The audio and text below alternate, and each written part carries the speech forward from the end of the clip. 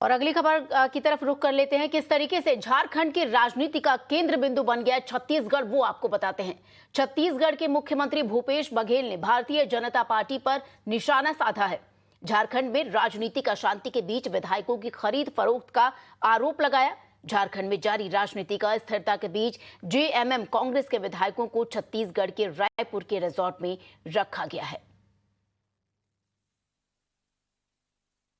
No, because it is a religious head and lacks together people devotees for the Murga Mata Sri and there is allegations.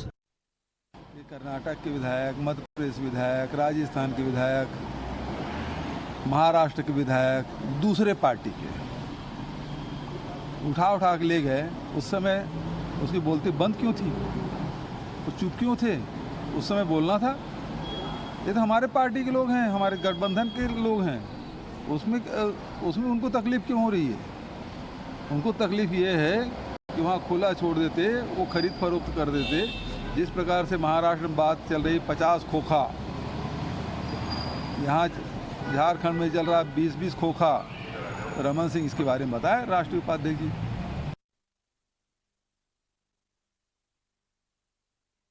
और हमारे सहयोगी जयप्रकाश इस वक्त हमारे साथ जुड़ गए इस पर और ज्यादा जानकारी देने के लिए। जयप्रकाश, किस तरीके से हम देख रहे हैं कि झारखंड में जो कुछ भी हो रहा है, राजनीतिक उथल पुथल जो जारी है, उसका केंद्र बिंदु जैसे ही रांची से रायपुर लोग आए हैं विधायक, उस तरीके से राजनीति ने भी अपना मुख मोड़ लिया है।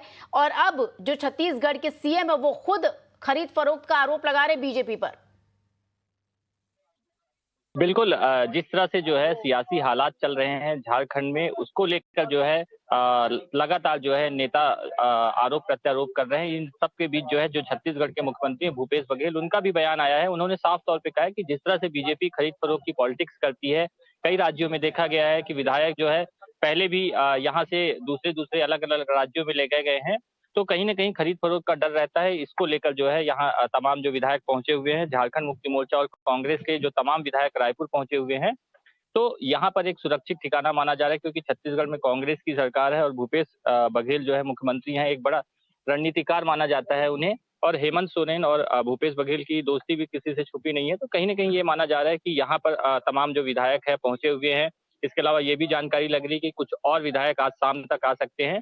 तो ये माना जा रहा है कि जो झारखंड में सरकार बचाना है, किस तरह से झारखंड की अगली रणनीति होगी, कि सोरेन सरकार कैसे बचे, इन सभी चीजों को लेकर जो है जो यहाँ विधायक पहुंचे, उन विधायकों से जो है मुख्यमंत्री भूपेश बघेल ने भी कल रात में मुलाकात की थी। इसके अलावा जानकारी लग रही है कि छत्तीसगढ़ कांग्रेस के कई बड़े नेता भी आज शाम को आएंगे, विधायकों से बातचीत करेंगे।